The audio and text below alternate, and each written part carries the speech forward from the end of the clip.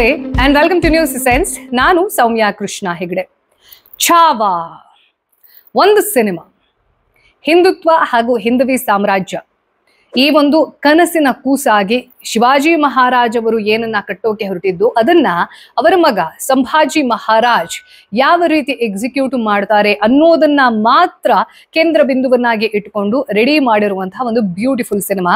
ಈ ಸಿನಿಮಾದ ಕುರಿತಾಗಿ ಬಹಳಷ್ಟು ಫಾರ್ ಅಗೇನ್ಸ್ಟ್ ಅನ್ನುವಂತಹ ವಾದ ಅನ್ನೋದನ್ನ ನೀವು ಈಗಾಗಲೇ ಸೋಷಿಯಲ್ ಮೀಡಿಯಾನು ಸೇರಿದ ಹಾಗೆ ಮೀಡಿಯಾದಲ್ಲಿ ಕೇಳಿಸ್ಕೊಂಡಿರ್ತೀರಾ. ಯಾರ್ಯಾರೆಲ್ಲ ಇದರ ಪರವಾಗಿ ಮಾತಾಡ್ತಾ ಇರ್ತಾರೆ ಅವರೆಲ್ಲರಿಗೂ ಕೂಡ ಶಿವಾಜಿ ಮಹಾರಾಜ್ ಯಾರು, ಶಿವಾಜಿ ಮಹಾರಾಜರ ಮಗನ ಆ ಒಂದು ಪ್ರಯತ್ನ ಅನ್ನೋದೇನು ಅನ್ನೋದಕ್ಕೆ ಚೂರ್ಪಾರು ನಾಲೆಜ್ ಈ ಸಿನಿಮಾದ ಮೊದಲೇ ಇತ್ತು ಅಂತ ನಾನು ಅಸ್ಯೂಮ್ ಮಾಡ್ತಾ, ಯಾವ ಬಾಲಿವುಡ್ ಒಂದು ಕಾಲದಲ್ಲಿ ಇಡೀ ದೇಶದ ನರೇಶನ್ ಅನ್ನ, ಇಡೀ ದೇಶದ ಏನ್ ತಿಳುವಳಿಕೆ ಅಂತ ಇರುತ್ತೆ, ಅಂಡರ್ಸ್ಟ್ಯಾಂಡಿಂಗ್ ಅನ್ನೋದಿರುತ್ತೆ, ಹಿಸ್ಟ್ರಿಯ ರಿಲೇಟೆಡ್ ಆಗಿ ಅದನ್ನ ಶೇಪ್ ಮಾಡ್ತಾ ಇತ್ತು, ತನ್ನ ಸಾಫ್ಟ್ ಪವರ್ ಅನ್ನೋದನ್ನ ಬೇರೆ ರೀತಿಯಲ್ಲಿ ಎಲ್ಲಿ ಏನ್ ಹಿಸ್ಟ್ರಿ ಇದೆ ಅದನ್ನ ನಮ್ಗೆ ತಿಳಿಸ್ಪಡಿಸ್ಬೇಕಿತ್ತು ಸಿನಿಮಾದ ಮೂಲಕ. ಅದರ ಹೊರತಾಗಿ ಏನ್ ಇಲ್ವೋ ಅದನ್ನೆಲ್ಲ so-called creative freedom, cinematic freedom ಅಂತ ಹೇಳ್ಬಿಟ್ಟು ಅಕ್ಬರನನ್ನ ತುಂಬಾ ಹೀರೋಯಿಕ್ ಆಗಿ ಅವನು ಸರ್ವಧರ್ಮ ಸಹಿಷ್ಣು ಆಗಿದ್ದ ಅನ್ನೋ ರೀತಿಯಲ್ಲಿ ಜೋಧಾ ಅಕ್ಬರ್ ಅನ್ನುವಂಥ ಸಿನಿಮಾವನ್ನ ನೀವು ಡೆಫಿನೆಟ್ಲಿ ನೋಡಿರ್ತೀರಾ. ನಮ್ಗೆಲ್ರಿಗೂ ಹಿಸ್ಟ್ರಿ ಬುಕ್ಸ್ ಅಲ್ಲಿ ಏನೇನ್ ಕಲಿಯಕ್ ಆಗತ್ತೆ ಅದಕ್ಕಿಂತ ಜಾಸ್ತಿ ನಾವು ಸಿನಿಮಾಗಳನ್ನ ನೋಡಿ ಕಲ್ತಿರ್ತೀವಿ, ಅದನ್ನೇ ಸತ್ಯ ಅಂತ ಅಸ್ಯೂಮ್ ಮಾಡ್ಕೊಂಡಿರ್ತೀವಿ. ಅದು ಎಲ್ಲದರ ಹೊರತಾಗಿ ಹಿಸ್ಟ್ರಿ ಏನ್ ಇತ್ತು ಅನ್ನೋದನ್ನ ತೆರೆಯ ಮೇಲೆ ತೋರಿಸುವಂತಹ ಪ್ರಯತ್ನವನ್ನ for the first time may be Bollywood cinema ಒಂದು ಮಾಡಿದೆ ಎಫೆಕ್ಟಿವ್ ವೇಯಲ್ಲಿ. ಇದು ಒಂದ್ ರೀತಿಯಲ್ಲಿ ಯಾವ ಹಿಂದಿ ಸಿನಿಮಾ ಇಂಡಸ್ಟ್ರಿ ಅನ್ನೋದು ಉರ್ದು ವುಡ್ ಆಗಿತ್ತು ಅಂದ್ರೆ ಕೇವಲ ಈ ಇಸ್ಲಾಂನಲ್ಲಿ ಇರುವಂತಹ ವರ್ಡ್ಸ್ ಅನ್ನು ಸೇರಿದ ಹಾಗೆ, ಅವರ ಆಚಾರ ವಿಚಾರವನ್ನು ಸೇರಿದ ಹಾಗೆ ಅದನ್ನ ಪ್ರೊಪಗೇಟ್ ಮಾಡ್ತಾ ಇದ್ರು, ಅದನ್ನ ತುಂಬಾ ಕೂಲ್ ಅನ್ನೋ ರೀತಿಯಲ್ಲಿ ಪೋರ್ಟ್ರೇ ಮಾಡ್ತಾ ಇದ್ರು. ಅಂಥದ್ದನ್ನೆಲ್ಲ ಅನ್ನೆಸೆಸರಿ ಆಗಿ ಒಗ್ಗರಣೆ ರೀತಿಯಲ್ಲಿ ನಮಗೆ ನಮ್ಮ ತಲೆಯಲ್ಲಿ ಫೀಡ್ ಮಾಡ್ತಾ ಇದ್ರು. ಅದು ಎಲ್ಲದರ ಹೊರತಾಗಿ ಸಿನಿಮಾವನ್ನ ಮಾಡಲೇಬೇಕು, ಅದು ಏನು ಹಿಂದುತ್ವ ಅನ್ನೋದ್ರ ರಿಯಲ್ ಕಾನ್ಸೆಪ್ಟ್ ಇದೆ ಅದನ್ನ ತೋರಿಸ್ಪಡಿಸ್ಬೇಕು ಅನ್ನುವಂತಹ ಉದ್ದೇಶದಿಂದ ಬಂದಿರುವಂತಹ ಈ ಒಂದು ಛಾವಾ ಅನ್ನೋ ಸಿನಿಮಾ ಇದೆಲ್ಲ, ಸತೋಗ್ತಾ ಇರೋ Bollywood almost Kannada industry, Telugu industry ಅನ್ನೋದು ಈ ಬಾಲಿವುಡ್ ಅನ್ನ ದೊಡ್ಡ ಮಟ್ಟದಲ್ಲಿ ರೀಪ್ಲೇಸ್ ಮಾಡಿಬಿಟ್ಟಿದೆ ಕೊರೋನಾ ನಂತರದಲ್ಲಿ. ಸೊ ಅದಕ್ಕೆ ಒಂದು ರೀತಿಯಲ್ಲಿ ಒಂಚೂರು ಪಾರು ಜೀವವನ್ನ ಕೊಡಬಲ್ಲದು. ಹಾಗೆ ನೀವು ಇನ್ ಮುಂದೆ ಹಿಂದಿ ಸಿನಿಮಾ ಅಂತ ಮಾಡ್ತೀರಾ ಅಂತಂದ್ರೆ ಅಲ್ಲಿ ಏನೇನನ್ನ ತೆಗಿಬಾರ್ದು, ಏನ್ ತೆಗಿಬೇಕು, ಯಾವ ಸ್ಟೋರಿಯನ್ನ ತೆಗಿಬೇಕು ಅನ್ನೋದಕ್ಕಿಂತನೂ ನೀವು ಮನ್ಸಿಗೆ ಬಂದಿದ್ದೆಲ್ಲ ಬಡಿಸಿದ್ರೆ ನಾವು ತಿನ್ನೋದಿಲ್ಲ ಅನ್ನೋದನ್ನ ನಮ್ಮ ದೇಶದ ಜನ ತುಂಬಾ ಎಫೆಕ್ಟಿವ್ ಆಗಿ ಕಳೆದ 4 ವರ್ಷದಿಂದ ಹೇಳಿದ್ರಿಂದ ಯಾವ ರೀತಿ ಕಾಂಟೆಂಟ್ ಕೊಟ್ರೆ ಜನ ಥಿಯೇಟರ್ಗೆ ಬರ್ತಾರೆ ಅನ್ನೋದಕ್ಕೆ ಒಂದು ರೀತಿಯಲ್ಲಿ ಎಕ್ಸಾಂಪಲ್ ಅನ್ನ ಸೆಟ್ ಮಾಡುವಂತಹ ಸಿನಿಮಾ ಅಂತಂದ್ರೆ ಛಾವಾ. ಲಾಸ್ಟ್ ವೀಕ್ ಈ ಸಿನಿಮಾವನ್ನ ನಾನು ನೋಡ್ಕೊಂಡು ಬಂದೆ. ಹಾಗೆ ಈ ಸಿನಿಮಾ ನೋಡೋಕ್ಕಿಂತ ಮುಂಚೆನು ಶಿವಾಜಿ ಮಹಾರಾಜ್ ಅವರು ಇರಬಹುದು, ಅವರ ಹಿಂದವಿ ಸಾಮ್ರಾಜ್ಯ ಅನ್ನುವಂತಹ ಕನಸಿರಬಹುದು, ಆ ಕನಸಿನ ಸಲುವಾಗಿ ಹೋರಾಡಿ ಸತ್ತಂತಹ ಅವರ ಮಗ ಸಂಭಾಜಿ ಮಹಾರಾಜ್ ಅವರ ಕುರಿತಾಗಿ ಒಂದಷ್ಟು ಹಿಸ್ಟ್ರಿ ಅನ್ನೋದು ನನಗೆ ಗೊತ್ತಿತ್ತು. ಆದ್ರೆ ಈ ಸಿನಿಮಾದಲ್ಲಿ ತೋರಿಸಿರುವಂತಹ ಕೆಲವೊಂದಷ್ಟು ವಿಚಾರ ಅನ್ನುವಂಥದ್ದು, ಹಾಗೆ ವಿಕ್ಕಿ ಕೌಶಲ್ ಅವರ ಅತ್ಯದ್ಭುತ ನಟನೆ ಅನ್ನೋದು, ಒಂದು ಸಮಯದಲ್ಲಿ ಯಾವ ದೇಶದಲ್ಲಿ ರಾಜರಲ್ಲಿ ಒಗ್ಗಟ್ಟಿರ್ಲಿಲ್ಲ, ಅದಿರ್ಲಿಲ್ಲ, ಶೂರರಾಗಿರ್ಲಿಲ್ಲ, ವೀರರಾಗಿರ್ಲಿಲ್ಲ, ವ್ಯಸನಗಳ ದಾಸರಾಗಿದ್ರು ಅಂತ ನಮ್ಮ ಹಿಸ್ಟ್ರಿ ಬುಕ್ಸ್ ಅಲ್ಲಿ ನಮ್ಗೆ ತಲೆಯಲ್ಲಿ ಫೀಡ್ ಮಾಡ್ತಾ ಬಂದಿದ್ದಾರೆ. ಅದರ ಹೊರತಾಗಿಯೂ ಶೂರರಾಗಿದ್ರು, ವೀರರಾಗಿದ್ರು. ಹಾಗೆ ನಮ್ಮ ಹಿಂದೂ ಧರ್ಮದ ಸಲುವಾಗಿ ಇಡೀ ಚರ್ಮ ಸುಲ್ಕೊಂಡ್ರು ಕೂಡ ಅವರು ಇಸ್ಲಾಂಗೆ ಕನ್ವರ್ಟ್ ಆಗದ್ದೆ ಇವತ್ತು ನಾವು ನೀವು ಏನ್ ಐಡೆಂಟಿಟಿಯಲ್ಲಿ ಗುರುತಿಸಿಕೊಳ್ತೀವಲ್ವಾ ಅದು ಎಲ್ಲದಕ್ಕೂ ಡೈರೆಕ್ಟ್ಲಿ ಕಾರಣ ಆಗಿರುವಂತಹ ಅದೆಷ್ಟು ಶೂರ ಮಹಾರಾಜರು ಈ ಮಣ್ಣಿನ ನೆಲದಲ್ಲಿ ಹೋಗಿದ್ದಾರೆ, ಈ ಧರ್ಮಕ್ಕಾಗಿ ತಮ್ಮ ಪ್ರಾಣವನ್ನ ತೆತ್ತು ಹೋಗಿದ್ದಾರೆ ಅನ್ನೋದನ್ನ ತುಂಬಾ ಇಫೆಕ್ಟಿವ್ ಆಗಿ, ತುಂಬಾ ಬ್ಯೂಟಿಫುಲ್ ವೇಯಲ್ಲಿ ವಿಕ್ಕಿ ಕೌಶಲ್ ತಮ್ಮ ನಟನೆಯ ಮೂಲಕ ತೋರಿಸ್ತಾರೆ, ನೋ ಡೌಟ್ ಅಬೌಟ್ ಇಟ್. ಆದ್ರೆ ಹಿಸ್ಟ್ರಿಯಲ್ಲಿ ಏನೇನು ವೆಲ್ ಡಾಕ್ಯುಮೆಂಟೆಡ್ ಅಂತ ನರೇಷನ್ ಇದೆ ಅದೆಲ್ಲವೂ ಕೂಡ ಈ ಸಿನಿಮಾದಲ್ಲಿ ತೋರಿಸಿದ್ದಾರಾ? Probably no. ಯಾಕೆ ನಾನು ನೋ ಹೇಳ್ತಾ ಇದ್ದೀನಿ ಅಂತಂದ್ರೆ ಸಂಭಾಜಿ ಮಹಾರಾಜ್ ಅವರ ಪಾಸಿಟಿವ್ ವ್ಯಕ್ತಿತ್ವದ ಜೊತೆಗೆ ಅದರ ಆಚೆಗಿನ ಕೆಲವೊಂದಷ್ಟು ವ್ಯಕ್ತಿತ್ವ ಅನ್ನೋದು ಕೂಡ ನಮ್ಮ ಹಿಸ್ಟ್ರಿಯಲ್ಲಿ ವೆಲ್ ಡಾಕ್ಯುಮೆಂಟೆಡ್ ಇದೆ. ಹಾಗಾಗಿ ಒಬ್ಬ ವ್ಯಕ್ತಿಯನ್ನ ಕೇವಲ ಒಂದು ಹೀರೋ ಆಗಿ ನೋಡದ್ದೆ ಅಥವಾ ಕೇವಲ ಒಬ್ಬ ಕೆಟ್ಟ ವ್ಯಕ್ತಿ ಅಂತ ಪೋರ್ಟ್ರೇ ಮಾಡದ್ದೆ, ಕೈಲಾಗ್ದೋದವರು ಅಂತ ಪೋರ್ಟ್ರೇ ಮಾಡದ್ದೆ, ಬ್ಯಾಲೆನ್ಸ್ಡ್ ಇಮೋಷನ್ಸ್ ಇರಬೇಕು, ಬ್ಯಾಲೆನ್ಸ್ಡ್ ನರೇಷನ್ ಇರಬೇಕು, ಅಥವಾ ಒಂದು ವ್ಯಕ್ತಿಯಲ್ಲಿ ಯಾವ್ಯಾವುದು ಹೀರೋಯಿಕ್ ವ್ಯಾಲ್ಯೂಸ್ ಇರುತ್ತೆ ಹಾಗೆ ಕೆಲವೊಂದು ಡೀಮನ್ ವ್ಯಾಲ್ಯೂಸ್ ಕೂಡ ಇತ್ತು. ಅದರ ಹೊರತಾಗಿ ಅದನ್ನ ಅವರು ಇಫೆಕ್ಟಿವ್ ಆಗಿ ಆ ಒಂದು ವ್ಯಸನದಿಂದ ಹೊರಗಡೆ ಬಂದು ಏನನ್ನ ಮಾಡ್ತಾರೆ, ಅಥವಾ ತಮ್ಮ ಹಳೆ ವ್ಯಕ್ತಿತ್ವದಲ್ಲಿ ಇರುವಂತಹ ಲೋಪದೋಷವನ್ನ ತೆಗೆದುಕೊಂಡು ಹೇಗೆ ಒಬ್ಬ ಹೀರೋ ಆಗಿ ಈ ಒಂದು ಮಣ್ಣಿನಲ್ಲಿ ಆಗಿ ಹೋಗಿರ್ತಾರೆ ಅನ್ನೋದನ್ನ ಕೂಡ ನಾವು ತಿಳ್ಕೊಳ್ಬೇಕು. ಅದರ ಒಂದು ಕಂಪ್ಲೀಟ್ ಚಿತ್ರಣ ಅನ್ನೋದನ್ನ, ಅಂದ್ರೆ ಸಂಭಾಜಿ ಮಹಾರಾಜ್ ಅವರು ನಮ್ಮ ಇತಿಹಾಸದಲ್ಲಿ ಯಾವ ರೀತಿ ಗುರುತಿಸಿಕೊಂಡಿದ್ದಾರೆ ಅನ್ನೋದ್ರ ಕುರಿತಾಗಿರೋ ಡೀಟೇಲ್ ಎಪಿಸೋಡ್ ಅನ್ನ ನನ್ನ ಈ ವಾರದ ಸನಾತನ ಕಥನ ಅನ್ನುವಂತಹ ಇನ್ನೊಂದು ಯೂಟ್ಯೂಬ್ ಚಾನೆಲ್ ನಲ್ಲಿ ನಿಮ್ಗೆ ಹೇಳ್ತೀನಿ.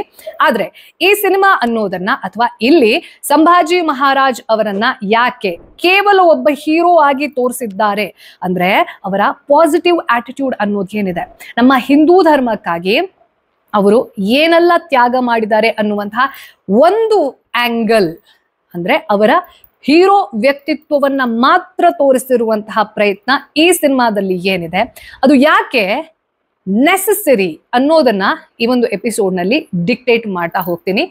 ನನ್ನ ಯಾವ್ಯಾವ ಪಾಯಿಂಟ್ಸ್ ಅನ್ನೋದೇನಿದೆ, ನಾನು ಏನನ್ನ ಗ್ರಾಸ್ಪ್ ಮಾಡಿದ್ದೀನಿ ಸಿನಿಮಾದಲ್ಲಿ ಅದರ ಕುರಿತಾಗಿ. ಈ ಸಿನಿಮಾ ಅನ್ನೋದನ್ನ ನೀವು ಹಿಂದೂ ಆಗಿರಿ ಮುಸ್ಲಿಂ ಆಗಿರಿ ಇಬ್ರು ನೋಡ್ಬೇಕು. ಯಾವ ಕಾರಣಕ್ಕೆ ಅಂತಂದ್ರೆ, ಒಂದು ದೇಶದಲ್ಲಿ ಔರಂಗಜೇಬ ಅನ್ನುವಂತಹ ಒಬ್ಬ ವಿಕೃತ ವ್ಯಕ್ತಿ ರಾಜ ಆಗಿರಬಹುದು. ಇನ್ನೊಂದನ್ನ ನಾವು ಅರ್ಥ ಮಾಡ್ಕೊಳ್ಬೇಕು, ಯಾವ್ಯಾವೆಲ್ಲ ರಾಜರು ಈ ಇತಿಹಾಸದ ಪುಟದಲ್ಲಿ ತುಂಬಾ ಶ್ರೇಷ್ಠ ರಾಜರಾಗಿದ್ರು ಅಥವಾ ಭಯಂಕರ ಪರಾಕ್ರಮಿಗಳಾಗಿದ್ರು ಅಂತ ತಮ್ಮ ಹೆಸರನ್ನ, ತಮ್ಮ ಛಾಪನ್ನ ಮೂಡಿಸಿ ಹೋಗಿದ್ದಾರೆ, ಅವ್ರು ಯಾರು ಕೂಡ ಅತ್ಯಂತ ಕರುಣಾಮಯಿ ಆಗಿರುವಂತವ್ರು ಅಲ್ಲ. ಆ ರೀತಿ ಅವರು ಕರುಣಾಮಯ ಆಗಿದ್ರು, ಕೇವಲ ಮಾನವ ಧರ್ಮವನ್ನೇ ಪರಿಪಾಲನೆ ಮಾಡ್ತಾ ಇದ್ರು ಅಂತಂದ್ರೆ ಅವ್ರು ಯಾರು ಉಳಿತಾನೆ ಇರ್ಲಿಲ್ಲ. ಯುದ್ಧದಲ್ಲಿ ಗೆದ್ದಿಲ್ಲ ಅಂತಂದ್ರೆ ಅವರ ಚರಿತ್ರೆ ಅನ್ನೋದನ್ನ ನಾವು ಓದ್ತಾನೆ ಇರ್ಲಿಲ್ಲ. ಆದ್ರೆ ಆ ಕ್ರೌರ್ಯಕ್ಕೆ ಒಂದು ಲಿಮಿಟ್ ಇರಬೇಕು. ಆ ಎಲ್ಲಾ ಲಿಮಿಟ್ ಅನ್ನ ಮೀರಿ ಮನುಷ್ಯ ರೂಪದಲ್ಲಿರುವಂತಹ ರಾಕ್ಷಸ ಯಾರಾದ್ರೂ ಇದ್ರು ಈ ಮಣ್ಣಿನಲ್ಲಿ ಅಂತಂದ್ರೆ ಅದು ಔರಂಗಜೇಬ.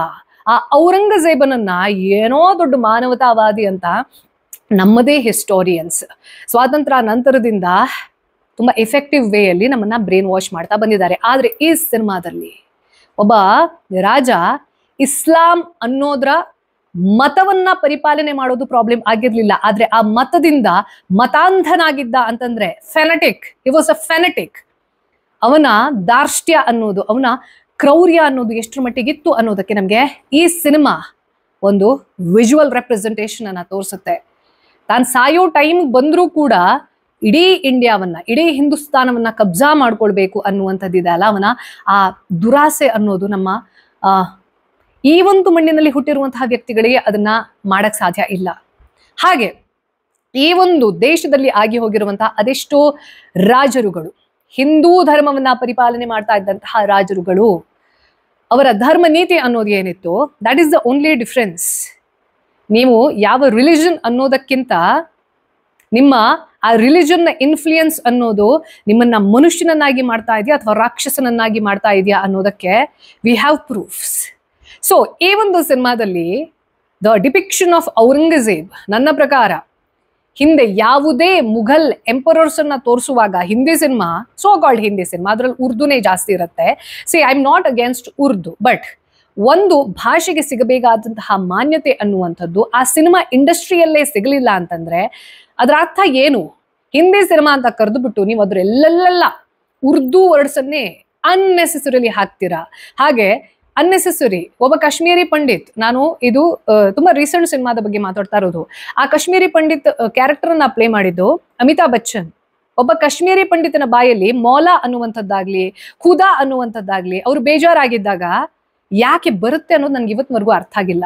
ಅಂದ್ರೆ ಹಿಂದಿ ಸಿನಿಮಾ ಅಂತ ಕರೆಸ್ಕೊಂಡು ಅದು ಉರ್ದು ವುಡ್ ಕಳೆದ ಹಲವಾರು ದಶಕಗಳಿಂದ, ಯಾವಾಗ ಈ ಡಿ ಗ್ಯಾಂಗ್ ನ ಇನ್ಫ್ಲೂಯೆನ್ಸ್ ಅನ್ನೋದು ಕೂಡ ಇತ್ತು ಬಾಲಿವುಡ್ ಸಿನಿಮಾಸದೇ, ಅಲ್ಲಿ ಹಾಡಿಂದ ಹಿಡಿದು ನಮ್ಗೆ ಹಾಡ್ ಕೇಳಿಸ್ಕೊಳ್ತಾ ಇದ್ದಿದ್ದಲ್ಲ ಬರೇ ghazal and qawwali, nothing wrong. But ಇಸ್ಲಾಮನ್ನ ಕೇವಲ ಒಂದು ಸೂಫಿ ಸಂತರ ಕಲ್ಚರ್ ಅನ್ನೋ ರೀತಿಯಲ್ಲಿ ಅಂಡ್ ಎಲ್ಲೆಲ್ಲೆಲ್ಲ ತಿಲಕ ಇಟ್ಕೊಳ್ತಾರೆ ಅವ್ರನ್ನೆಲ್ಲ ವಿಲನ್ ಅಂತ ತೋರಿಸೋದು, ಎಲ್ಲಿ ಕಾಳಿ ಮಾತೆಯನ್ನ ಪೂಜೆ ಮಾಡಲಾಗುತ್ತೆ ಅಥವಾ ಶಿವನನ್ನ ಪೂಜೆ ಮಾಡಲಾಗುತ್ತೆ ಅವರನ್ನ ಏನೋ ರೇಪಿಸ್ಟ್ಗಳು, ಅತ್ಯಾಚಾರಿಗಳು ತಿಲಕ ಇಟ್ಕೊಂಡ್ಬಿಟ್ರು ಅಂತಂದ್ರೆ ಹಿಂದೂ ಧರ್ಮದ ಆಚರಣೆಗಳನ್ನ ಯಾರು ಫಾಲೋ ಮಾಡ್ತಾರೆ ಅವರೆಲ್ಲ ವಿಲನ್. ಯಾರು ಅಬ್ದುಲ್ ಚಾಚಾ ಇರ್ತಾರೆ ಅಥವಾ ಕರೀಂ ಚಾಚಾ ಇರ್ತಾರೆ, ಖಾನ್ ಚಾಚಾ ಇರ್ತಾರೆ, ಅವರೆಲ್ಲರೂ ಕೂಡ ನಮಾಜ್ ಮಾಡಿಕೊಂಡು ಎಲ್ರಿಗೂ ಹೆಲ್ಪ್ ಮಾಡುವಂತಹ ಸಾತ್ವಿಕ ಮನುಷ್ಯರು ಅನ್ನುವಂಥದ್ದಿದೆ ಅಲ್ವಾ. ದಿಸ್ ಡಿಪಿಕ್ಷನ್ ಇದು ಈ ಸಿನಿಮಾದ ಮೂಲಕ ಬ್ರೇಕ್ ಆಯ್ತು ಅಂತ ಹೇಳೋಕೆ ನನಗೆ ತುಂಬಾ ಖುಷಿ ಆಗ್ತಾ ಇದೆ. C I am not against any religion, but ನಿಮ್ಮ ವ್ಯಕ್ತಿತ್ವ ನಿಮ್ಮ ಧರ್ಮದ ಮೂಲಕ ಮಾನವೀಯ ಗುಣಗಳನ್ನ ಬೆಳೆಸುತ್ತಾ ಅಥವಾ ರಾಕ್ಷಸ ಗುಣಗಳನ್ನ ಬೆಳೆಸುತ್ತಾ ಅನ್ನೋದು that is very important for me. ನೀವು ಮುಸ್ಲಿಂ ಆಗಿದ್ದು ಔರಂಗಜೇಬನ ಕ್ರೌರ್ಯವನ್ನ ಧಿಕ್ಕರಿಸ್ತೀರಾ ಅಂತಂದ್ರೆ you are a Hindustani, you are a Hindu. Hindu ಅನ್ನೋದು ಒಂದು ಯೋಗ್ಯತೆ, ಮಾನವೀಯ ಮೌಲ್ಯದ ಜೀವನ ಶೈಲಿ ಅನ್ನೋದು ಹಿಂದೂ ಅನ್ನೋದನ್ನ ರೆಪ್ರೆಸೆಂಟ್ ಮಾಡುತ್ತೆ. ನೀವು ಯಾವುದೇ ಮತದಲ್ಲಿ ಯಾವುದೇ ಜಾತಿಯಲ್ಲಿ ಹುಟ್ಟಿರಿ, ಆದ್ರೆ ನೀವು ಔರಂಗಜೇಬನ ಫ್ಯಾನ್ ಬಾಯ್ ಆಗಿದ್ರಿ ಅಂತಂದ್ರೆ ಅಲ್ಲಿ ನಿಮ್ಮ ವ್ಯಕ್ತಿತ್ವ ಅನ್ನೋದು ಏನ್ ಗೊತ್ತಾಗತ್ತೆ. ಇಂಥ ಮಾನಸಿಕ ಸ್ಥಿತಿಯನ್ನ ಹೊಂದಿರುವವರನ್ನ ನಾವು ಒಳ್ಳೆ ಮಾತಿಂದ ಬಗ್ಸಕ್ ಆಗಲ್ಲ. ಅಂಥವರಿಗೆ ಶಸ್ತ್ರದ ಜೊತೆ ಶಾಸ್ತ್ರ ಮಾತ್ರ ಉತ್ತರವನ್ನ ಹೇಳೋಕೆ ಸಾಧ್ಯ. ಈ ಸಿನಿಮಾದಲ್ಲಿ ಒಂದಷ್ಟು ಲೋಪದೋಷ ಅನ್ನೋದು ಇದೆ. ನಾನು ಆಗ್ಲೇ ಹೇಳಿದ ಹಾಗೆ ಸಂಭಾಜಿ ಮಹಾರಾಜ್ ಅವರ ಪೂರ್ಣ ವ್ಯಕ್ತಿತ್ವ ಅನ್ನೋದು ಇದರಲ್ಲಿ ರಿವೀಲ್ ಆಗಿಲ್ಲ. ಹಾಗೆ ಒಂದೆರಡು ಕಡೆ ನಿಮ್ಗೆ ಇಮೋಷನಲಿ ಆ ಒಂದು ಶೌರ್ಯವನ್ನ ಅಥವಾ ಆ ಒಂದು ಏನ್ ಸಿನಿಮಾದಲ್ಲಿ ಮೇನ್ ಕ್ಯಾರೆಕ್ಟರ್ ಅದ್ರ ಇಮೋಷನ್ಸ್ ಅನ್ನೋದು ನಮಗ್ ಕನ್ಸೀವ್ ಆಗತ್ತಲ್ವಾ, ಅಲ್ಲಿ ಫೇಲ್ ಆಗತ್ತೆ. ಯಾಕೆ ಅಂತಂದ್ರೆ ಈ ಸಿನಿಮಾದ ಪೂರ್ತಿ ನರೇಷನ್ ಅನ್ನೋದು ಕೇವಲ ಒಂದು ಮೇನ್ ಕ್ಯಾರೆಕ್ಟರ್ನ ಮೇಲೆ ರನ್ ಆಗ್ತಾ ಇರತ್ತೆ. ಅದರಲ್ಲಿ ನನಗೆ ಇಂಪ್ರೆಸಿವ್ ಅಂತ ಅನ್ಸಿದ್ದು ಅಂತಂದ್ರೆ ಈ ಗೆರಿಲ್ಲಾ ವಾರ್ಫೇರ್ ಅನ್ನೋದು, ಅಂದ್ರೆ ಮೌಂಟೇನ್ಸ್ ನಲ್ಲಿ ಮರಾಠರ ಶೌರ್ಯ ಅನ್ನುವಂಥದ್ದು ಏನಿತ್ತು, ಎದುರುಗಡೆ ಇರುವಂತಹ ಎನಿಮಿಗೆ ಏನ್ ಆಗ್ತಾ ಇದೆ ಅಂತ ತಲೆಯಲ್ಲಿ ಬಗೆಹರಿಯೋಕ್ಕಿಂತ ಮುಂಚೆನೆ ಅವ್ರನ್ನ ಸದೆ ಬಡಿಯುವಂತಹ ಟ್ಯಾಕ್ಟಿಕ್ಸ್ ಅಂಡ್ ಸ್ಕಿಲ್ಸ್ ಅನ್ನೋದೇನಿದೆ ದಟ್ ಇಸ್ ವೆರಿ ಬ್ಯೂಟಿಫುಲ್. ಆದ್ರೆ ಅದನ್ನೇ ಮೇನ್ ಫೋಕಸ್ ಮಾಡ್ಕೊಂಡ್ರೆ ಇಮೋಷನಲಿ ಆ ವ್ಯಕ್ತಿಯ ಜೊತೆಗೆ ಅಥವಾ ಆ ವ್ಯಕ್ತಿತ್ವಗಳ ಜೊತೆ, ಈ ಸಿನಿಮಾದಲ್ಲಿ ಬೇರೆ ಬೇರೆ ವ್ಯಕ್ತಿತ್ವಗಳು ಏನ್ ಬರ್ತವೆ ಅವ್ರ ಜೊತೆ ನಾವು ಇಮೋಷನಲಿ ಕನೆಕ್ಟ್ ಆಗುವಲ್ಲಿ ಅಥವಾ ಅವರ ಇಮೋಷನ್ಸ್ ಅನ್ನ ನಾವು ಕನ್ಸೀವ್ ಮಾಡ್ಕೊಳ್ಳೋದ್ರಲ್ಲಿ ಸ್ವಲ್ಪ ಪ್ರಾಬ್ಲಮ್ಯಾಟಿಕ್ ಅಂತ ನನ್ಗನ್ನಿಸ್ತು. ಅಂದ್ರೆ ಫೇಲ್ ಎಲ್ಲೂ ಆಗಿಲ್ಲ, ಆದ್ರೆ ಇನ್ನೂ ಇಫೆಕ್ಟಿವ್ ಆಗಿ, ಅಂದ್ರೆ ಆ ಸಿನಿಮಾದ ಒಂದು ಕ್ಯಾರೆಕ್ಟರ್ ಆಗಿ ನಾನು ಅದ್ರೊಳಗಡೆ ನಂಗೆ ಗೊತ್ತಿಲ್ಲದೆ ಹೋಗಿರ್ತೀನಲ್ಲ, ಅಲ್ಲಿ ಈ ಸಿನಿಮಾ ಸ್ವಲ್ಪ ಮಟ್ಟಿಗೆ ಡಿಸಪಾಯಿಂಟಿಂಗ್ ಅಂತ ಹೇಳ್ಬೋದು. ಅದರ ಹೊರತಾಗಿ ಒಬ್ಬ ರಾಜ, ಮರಾಠ ಹುಲಿ, ಹಿಂದವಿ ಸಾಮ್ರಾಜ್ಯದ ಹುಲಿ ಶಿವಾಜಿಯ ಮಗನಾಗಿ ಅವರ ಕಾಲಾನಂತರದಲ್ಲಿ ಯಾವ ರೀತಿ ತನ್ನ ಹಿಂದಿನ ವ್ಯಕ್ತಿತ್ವವನ್ನ ಹೊರತುಪಡಿಸಿ ತನ್ನ ಧರ್ಮಕ್ಕೋಸ್ಕರ ತನ್ನ ದೇಶಕ್ಕೋಸ್ಕರ ಕೇವಲ ಮರಾಠ ಸಾಮ್ರಾಜ್ಯಕ್ಕಾಗಿ ಮಾತ್ರ ಅಲ್ಲ, ಇಡೀ ಹಿಂದೂಸ್ತಾನವನ್ನ ಹಿಂದವಿ ಸಾಮ್ರಾಜ್ಯದ ಮೂಲಕ ಕಟ್ಟಬೇಕು ಅನ್ನುವಂತಹ ಹಠ, ಕನಸು ಹಾಗೂ ಎಕ್ಸಿಕ್ಯೂಷನ್. ಮಿಲಿಟರಿಯಲ್ಲಿ ಸೋಲ್ಜರ್ಸ್ ಕಡಿಮೆ ಇದ್ರೂ ಕೂಡ ನಾನು ಯಾವಾಗ್ಲೂ ಹೇಳ್ತಾ ಇರ್ತೀನಿ, ಈ ಮಾತಿದೆ ಅಲ್ವಾ, ಇವ್ರನ್ನೆಲ್ಲ ನಾವು ಮಟ್ಟ ಹಾಕ್ಬೇಕು ಅಂತಂದ್ರೆ ನಾವು 4 ಮಕ್ಕಳನ್ನ ಮಾಡ್ಕೋಬೇಕು. ಒಬ್ಬ ಶಿವಾಜಿ ಸಾಕು, ಒಬ್ಬ ಸಂಭಾಜಿ ಸಾಕು. ಇದು ನಮ್ಮ ಹಿಸ್ಟ್ರಿಯಲ್ಲಿ ಆಗಿರೋದನ್ನ ನಾನು ಹೇಳ್ತಾ ಇರೋದು. ಯಾವ ಮುಘಲ್ ಸಾಮ್ರಾಜ್ಯ ಅನ್ನೋದಿತ್ತು, ಆ ಸಾಮ್ರಾಜ್ಯದಲ್ಲಿ ಇರುವಂತಹ ಅಡುಗೆ ಭಟ್ಟರಿಗಿಂತ ಕಡಿಮೆ ಸೋಲ್ಜರ್ಸ್ ಈ ಸಂಭಾಜಿ ಮಹಾರಾಜರ ಆರ್ಮಿಯಲ್ಲಿ ಇರುತ್ತೆ. ಆದ್ರೆ ಅವರನ್ನ ಸದೆ ಬಡಿದು ಸಿಂಹ ಸ್ವಪ್ನವಾಗಿ ಸಂಭಾಜಿಯನ್ನ ಹುಡುಕ್ ತಗೊಂಡ್ ಬನ್ನಿ ಅಂತ ತಲೆ ಕೆಡಿಸ್ಕೊಳ್ಳುವಷ್ಟರ ಮಟ್ಟಿಗೆ ಈ ಔರಂಗಜೇಬನಿಗೆ ಸಿಂಹ ಸ್ವಪ್ನರಾಗ್ತಾರೆ ಅಂತಂದ್ರೆ ಕೇವಲ 24 ವರ್ಷದ ಯುವಕ.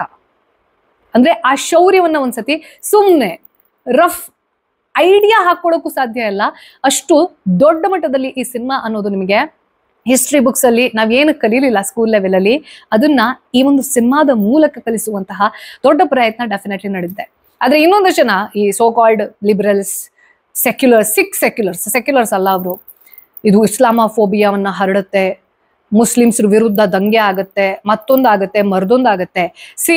ದಂಗೆ ಆಗ್ಬೇಕು ಅಂತ ಇದ್ರೆ ಅದು ಪೊಲಿಟಿಕಲಿ ಇನ್ಫ್ಲೂಯೆನ್ಸ್ಡ್ ಇರುವಂತಹ ಪ್ರೀ ಪ್ಲಾನ್ಡ್ ದಂಗೆಗಳೇ ಹೊರತು ಯಾರು ಕೂಡ ಅವರ ಮೊಹಲಲ್ಲಿ ಇರುವಂತಹ ಮುಸ್ಲಿಂ ಅಗೇನಿಸ್ಟ್ ಆಗಿ ನಿಮ್ಮ ಔರಂಗಜೇಬ್ ಆವತ್ತು ನಮ್ಮ ಸಂಭಾಜಿ ಮಹಾರಾಜರಿಗೆ ಹೀಗೆಲ್ಲ ಮಾಡಿದ್ದ, ಟಾರ್ಚರ್ ಮಾಡಿದ್ದ, ಮತ್ತೊಂದು ಮಾಡಿದ್ದ, ನಾನಿವಾಗ ನೇನ್ ಅನ್ಕೊಂತೀನಿ ಅನ್ನುವಂತಹ ವ್ಯಕ್ತಿತ್ವ ಯಾವುದೇ ಹಿಂದೂಗಳದ್ದಲ್ಲ. ಅದು ಹಂಗಿತ್ತು ಅಂತಂದ್ರೆ ಇವತ್ತು ಭಾರತದಲ್ಲಿ ಬೇರೆ ಯಾವುದೇ ದೇಶದಲ್ಲಿ ಅಥವಾ ಬೇರೆ ಯಾವುದೇ ಮೂಲೆಯಲ್ಲಿ ಏನು ಫ್ರೀಡಮ್ ಅನ್ನೋದಿದೆ ಬೇರೆ ಮತದವರಿಗೆ, ಅದು ಇಂಡಿಯಾದ ಕನಿಷ್ಠ ಮಟ್ಟದಲ್ಲಿ ಇರ್ಲಿಲ್ಲ. ಈ ಯಾರ್ಯಾರಲ್ಲ India is not safe for minorities ಅಂತ ಹೇಳ್ತಾರಲ್ಲ, ಅಂತವ್ರು ಹೇಳ್ತಾ ಇರೋದು ಭಾರತದಲ್ಲಿ ಕುತ್ಕೊಂಡು ಮಾತ್ರ. ಬೇರೆ ದೇಶಕ್ಕೆ ಹೋಗ್ಕೊಂಡು ಇಂಥ ಮಾತಾಡಿದ್ರೆ ಜಾಳ್ಸೋದ್ ಹೊರಗಡೆ ಆಗ್ತಾರೆ, ಇಲ್ಲ ಅಂತಂದ್ರೆ ಸರ್ತನ್ಸೆ ಜುದಾ.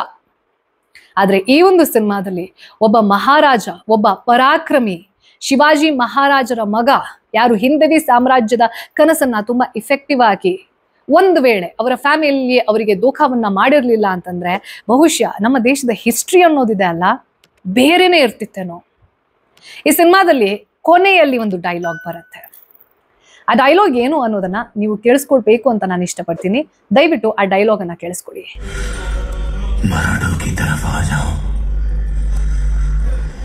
जिंदगी बदल जाएगी और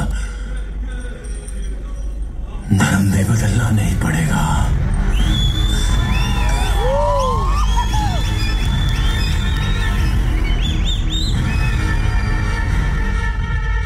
छत्रपति शिवाजी महाराज को शेर कहते हैं और शेर के बच्चे को छावा।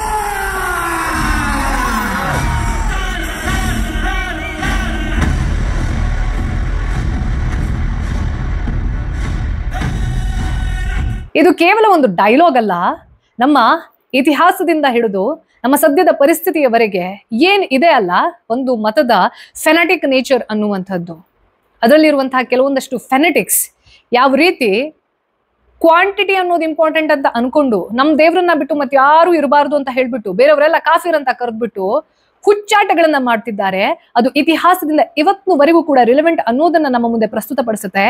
ಈ ಒಂದು ದೇಶದಲ್ಲಿ ಈ ದೇಶ ಅನ್ನೋದು ಇರಬೇಕು ಅಂತಂದ್ರೆ ಹಿಂದೂ ಧರ್ಮದ ಮೂಲಕ ಮಾತ್ರ ಸಾಧ್ಯ ಯಾಕೆ ಅನ್ನೋದನ್ನ ನಮ್ಗೆ ತಿಳಿಪಡಿಸುತ್ತೆ. ಹಾಗೆ ಈ ಸಂಭಾಜಿ ಮಹಾರಾಜ್ ಅನ್ನುವವರು ತಮ್ಮ ಕಣ್ಣನ್ನ ಕಿತ್ರು, ನಾಲ್ಗೆಯನ್ನ ಕಟ್ ಮಾಡಿದ್ರು, ಉಗುರನ್ನ ಸೀಳಿದ್ರು, ವ್ಯಾಘ್ರನಖದ ಮೂಲಕ ಚರ್ಮವನ್ನ ರಿಪ್ ಮಾಡಿದ್ರು ಕೂಡ, ಇಡೀ ಬಾಡಿಯನ್ನ ರಿಪ್ ಮಾಡ್ತಾರೆ. ಅಷ್ಟೆಲ್ಲ ಮಾಡಿದ್ರು ಕೂಡ ಒಂದು ಆಫರ್ ಅನ್ನ ಕೊಡ್ತಾರೆ, ನೀನು ಇಸ್ಲಾಂಗೆ ಕನ್ವರ್ಟ್ ಆಗು, ನೀನು ಮರಾಠನನ್ನ ಬಿಟ್ಟು ಮುಘಲರ ಪರವಾಗಿ ಬಾ, ನನ್ನ ಮಗಳನ್ನ ಕೊಡ್ತೀನಿ ನಿನಗೆ, ನಿನ್ನ ಜೀವನನೇ ಬದಲಿಸ್ಬಿಡ್ತೀನಿ ಅಂತ ಹೇಳ್ತಾನಲ್ಲ ಔರಂಗಜೇಬ.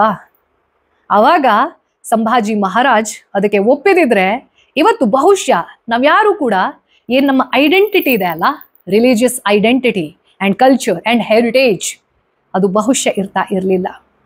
ಈ ದೇಶದಲ್ಲಿ ಇವತ್ತು ಯಾರ್ಯಾರು ಈ ಇಸ್ಲಾಮನ್ನ ಅಥವಾ ಕ್ರಿಶ್ಚಿಯಾನಿಟಿಯನ್ನ ಒಪ್ಕೊಂಡಿದ್ದಾರೆ, ಅಪ್ಕೊಂಡಿದ್ದಾರೆ, ಅದನ್ನ ಫಾಲೋ ಮಾಡ್ತಾ ಇದ್ದಾರೆ, ತಪ್ಪಿಲ್ಲ. ಆದ್ರೆ ಅವರೆಲ್ಲರೂ ಕೂಡ ಒಂದು ಕಾಲದಲ್ಲಿ ಹಿಂದೂಗಳಾಗಿಯೇ ಇದ್ದವರು, ಈ ಒಂದು ಸಂಸ್ಕೃತಿಯ ಈ ಒಂದು ಮಣ್ಣಿನ ಮಕ್ಕಳಾಗಿ ಇದ್ದವರು. ಅವರಿಗೆ ಈ ಅವೇರ್ನೆಸ್ ಬಂದ್ರೆ ಅದೇ ದೊಡ್ಡ ಭಾಗ್ಯ. ಯಾವುದೋ ಒಂದು ಸಮಯ ಘಟ್ಟದಲ್ಲಿ ಯಾವುದೋ ಒಂದು ಆಮಿಷಕ್ಕೆ ಅಥವಾ ಇನ್ಯಾವುದು ದಾರಿ ಕಾಣದ್ದೆ ಅವರು ಹಿಂದೂ ಸನಾತನ ಸಂಸ್ಕೃತಿಯನ್ನ ಬಿಟ್ಟು ಬೇರೆದನ್ನ ಒಪ್ಕೊಳ್ಳೇಬೇಕಾದಂತಹ ಪರಿಸ್ಥಿತಿಯಲ್ಲಿ ಇದ್ದವರು ಅವರ ಆನ್ಸೆಸ್ಟರ್ಸ್. ಬಟ್ DNA ಯಾವುದು? ಹಿಂದೂಸ್ತಾನಿ. ಇದು ಗೊತ್ತಾಗಬೇಕು ಅನ್ನೋ ಕಾರಣಕ್ಕೋಸ್ಕರನೇ ನಾನು, ನೀವು ಹಿಂದೂ ಆಗಿರಿ, ಮುಸ್ಲಿಂ ಆಗಿರಿ, ಕ್ರಿಶ್ಚಿಯನ್ ಆಗಿರಿ, ಯಾವುದೇ ಆಚರಣೆಯನ್ನ ನೀವು ಅಪ್ಪಿಕೊಂಡಿದ್ರೂ ಕೂಡ ದಯವಿಟ್ಟು ಈ ಸಿನಿಮಾವನ್ನ ಒಂದ್ಸತಿ ನೋಡಿ. ಸೊ ದ್ಯಾಟ್ ನಾವು ಹಿಂದ್ಗಡೆ ಏನೇನೆಲ್ಲ ಅನುಭವಿಸಿದೀವಿ, ಅದರ ಅರ್ಥ ಅದರಿಂದ ಕೋಮು ಗಲಭೆ ಆಗ್ಬೇಕು ಅಂತ ಅಲ್ಲ. ಆದ್ರೆ ಹಿಸ್ಟ್ರಿಯಲ್ಲಿ ಏನಾಗಿದೆ ಅನ್ನೋದು ಗೊತ್ತಿದ್ರೆ, ಎಲ್ಲೆಲ್ಲಿ ತಪ್ಪಾಗಿದೆ ಅನ್ನೋದು ಗೊತ್ತಿದ್ರೆ ಅದನ್ನ ತಿದ್ದುಕೊಂಡು ಒಳ್ಳೆಯ ಬದುಕನ್ನ ಕಟ್ಟಿಕೊಳ್ಳುವಂತಹ ಪ್ರಯತ್ನವನ್ನ ನಾವು ಆಸ್ ಅ ಕಂಟ್ರಿಯಾಗಿ ಮಾಡಬಹುದು. ಈ ದೇಶ ವಿಶ್ವಗುರು ಆಗ್ಬೇಕು ಅಥವಾ ಇದನ್ನ ಆದರ್ಶ ದೇಶವಾಗಿ ನಾವು ನೋಡ್ಕೋಬೇಕು ಅಂತಂದ್ರೆ, ವಿಶ್ವ ಮಟ್ಟದಲ್ಲಿ ನಾವು ಗುರುತಿಸ್ಕೊಳ್ಬೇಕು ಅಂತಂದ್ರೆ, ಯಾವುದೋ ಒಂದು ಸಣ್ಣ ಕಮ್ಯುನಿಟಿ ಅಥವಾ ಯಾವುದೋ ಒಂದು ಮೆಜಾರಿಟಿ ಅನ್ನೋದು ಇವರಿಷ್ಟೇ ಉದ್ಧಾರ ಆದ್ರೆ ಸಾಧ್ಯ ಆಗೋದಿಲ್ಲ. As a country we should grow. ಹಾಗಾಗಿ ಹಿಸ್ಟ್ರಿ ಅನ್ನೋದು ವೆರಿ ಇಂಪಾರ್ಟೆಂಟ್. ಅಂಥ ಒಂದು ಹಿಸ್ಟ್ರಿಯನ್ನ ತುಂಬಾ ಬ್ಯೂಟಿಫುಲ್ ಆಗಿ, ಇಫೆಕ್ಟಿವ್ ಆಗಿ, ಹಾಗೆ ನಮ್ಮ ಹಿಂದೂ ರಾಜರ ಪರಾಕ್ರಮ ಅನ್ನೋದು ಹೇಗಿತ್ತು, ಈ ಮುಘಲ್ ಸೋ ಕಾಲ್ಡ್ ಕಿಂಗ್ಸ್ ಅಂತ ಯಾರಿದ್ದಾರೆ ಅಂಥವರ ಕ್ರೌರ್ಯ ಏನಿತ್ತು, ನಮ್ಮ ಪೂರ್ವಜರು ಏನೇನ್ ಅನುಭವಿಸಿದ್ದಾರೆ, ಏನೆಲ್ಲ ಕಷ್ಟಗಳನ್ನ, ಒಬ್ಬ ಮನುಷ್ಯ ಅಷ್ಟು ಕಷ್ಟಗಳನ್ನ ನೋಡೋಕೆ ಸಾಧ್ಯನೇ ಇಲ್ಲ, ಆದ್ರೂ ಕೂಡ ಅದೆಲ್ಲದನ್ನ ಸಹಿಸ್ಕೊಂಡು ಹಿಂದವಿ ಸಾಮ್ರಾಜ್ಯ ಅನ್ನೋ ಕನಸಿಗೋಸ್ಕರ, ಈ ಧರ್ಮಕ್ಕೋಸ್ಕರ, ಈ ದೇಶಕ್ಕೋಸ್ಕರ ತಮ್ಮ ರಕ್ತವನ್ನ ಚೆಲ್ಲಾಡಿ ಹೋಗಿದ್ದಾರೆ, ಪ್ರಾಣ ಕೊಟ್ಟು ಹೋಗಿದ್ದಾರೆ. ಅಂಥವರಿಗೆ ನಾವು ಒಂದು ಸತಿ ಏನಾಗಿತ್ತು ಅನ್ನೋದನ್ನ ತಿಳ್ಕೊಂಡು ಒಂದು ಗ್ರಾಟಿಟ್ಯೂಡ್ ಅಂತ ಇರುತ್ತಲ್ಲ, ಅವರು ಆವತ್ತು ಬಲಿದಾನ ಕೊಟ್ಟಿದ್ದಕ್ಕೆ ನಾನಿವತ್ತು ಹಿಂಗಿರೋಕ್ ಸಾಧ್ಯ, ಅವರ ಋಣದಲ್ಲಿ ನಾವಿರೋದು. ಆ ಋಣವನ್ನ ನೆನಪಿಸಿಕೊಳ್ಳೋಕಾದ್ರೂ ಕೂಡ ಈ ಸಿನಿಮಾವನ್ನ ನೋಡ್ಲೇಬೇಕು. And definitely like I said, ಈ ಸಿನಿಮಾ ಸತೋಗ್ತಾ ಇರುವಂತಹ ಬಾಲಿವುಡ್ಗೆ ದೊಡ್ಡ ಮಟ್ಟದಲ್ಲಿ ಜೀವದಾನ ಅನ್ನೋದನ್ನ ಮಾಡಿದ್ದೆ. ಹಾಗೆ ಈ ನನ್ನ ಇನ್ನೊಂದು ಯೂಟ್ಯೂಬ್ ಚಾನೆಲ್ ಸನಾತನ ಕಥನದಲ್ಲಿ ಸಂಭಾಜಿ ಮಹಾರಾಜ್ ಅವರ ಹೀರೋ ಹೊರತಾಗಿರುವಂತಹ ವ್ಯಕ್ತಿತ್ವ ಅನ್ನೋದು ಏನಿದೆ ಅದನ್ನ ಕೂಡ ನಾವು ತಿಳ್ಕೊಳ್ಬೇಕು. ಆದ್ರೆ ಛಾವಾ ಅನ್ನೋ ಸಿನಿಮಾದಲ್ಲಿ ಯಾಕೆ ಅದನ್ನ ತಗೊಂಡಿಲ್ಲ ಅಂತ ನಾನು ಅಸ್ಯೂಮ್ ಮಾಡ್ತೀನಿ ಅಂತಂದ್ರೆ, ಹುಲಿಯ ಮರಿ, ಛಾವಾ ಅನ್ನೋದ್ರ ಅರ್ಥ ಹುಲಿಯ ಮರಿ. ಆ ಹುಲಿಯ ಮರಿಯ ಶೌರ್ಯ ಮಾತ್ರ ಈ ಸಿನಿಮಾದ ಸಬ್ಜೆಕ್ಟ್. ಆ ಸಬ್ಜೆಕ್ಟ್ ನಲ್ಲಿ ಕೆಲವೊಂದಷ್ಟು ಸಿನಿಮ್ಯಾಟಿಕ್ ಫ್ರೀಡಮ್ ಅನ್ನೋದನ್ನ ಆಡ್ ಮಾಡಿದ್ದಾರೆ ಡೆಫಿನೆಟ್ಲಿ. ಆದ್ರೆ ಇತಿಹಾಸಕ್ಕೂ ಈ ಸಿನಿಮಾದಲ್ಲಿ ತೋರಿಸಿರುವಂತಹ ಇತಿಹಾಸಕ್ಕೂ ಎಷ್ಟು ಡಿಫ್ರೆನ್ಸ್ ಇದೆ, ಎಲ್ಲೆಲ್ಲಿ ಡಿಫ್ರೆನ್ಸ್ ಇದೆ ಅನ್ನೋದನ್ನ ನನ್ನ ಸನಾತನ ಕಥನದ ಎಪಿಸೋಡ್ನಲ್ಲಿ, ಈ ವಾರದ ಎಪಿಸೋಡ್ನಲ್ಲಿ ಮಿಸ್ ಮಾಡದೆ ನೋಡಿ ಅಂತ ಹೇಳ್ತಾ, ಈ ಸಿನಿಮಾ ಅನ್ನೋದು ಕೇವಲ ಒಂದು ಸಿನಿಮಾ ಅಲ್ಲ, ನಮ್ಮೆಲ್ಲರ ಇತಿಹಾಸ. ಹಿಂದೆ ಆಗಿ ಹೋಗಿರೋದಲ್ಲ, ನಮ್ಮ ಸದ್ಯದ ಪರಿಸ್ಥಿತಿಯನ್ನ ಒಳಗೊಂಡಿರುವಂತಹ ಇತಿಹಾಸ. ಅದಕ್ಕೋಸ್ಕರ ಈ ಸಿನಿಮಾವನ್ನ ನೋಡ್ಲೇಬೇಕು ಅಂತ ನಾನು ರಿಕ್ವೆಸ್ಟ್ ಮಾಡ್ಕೊಳ್ತೀನಿ. Take care. ಓಂ ನಮಃ ಶಿವಾಯ್. ಜೈ ಹಿಂದ್.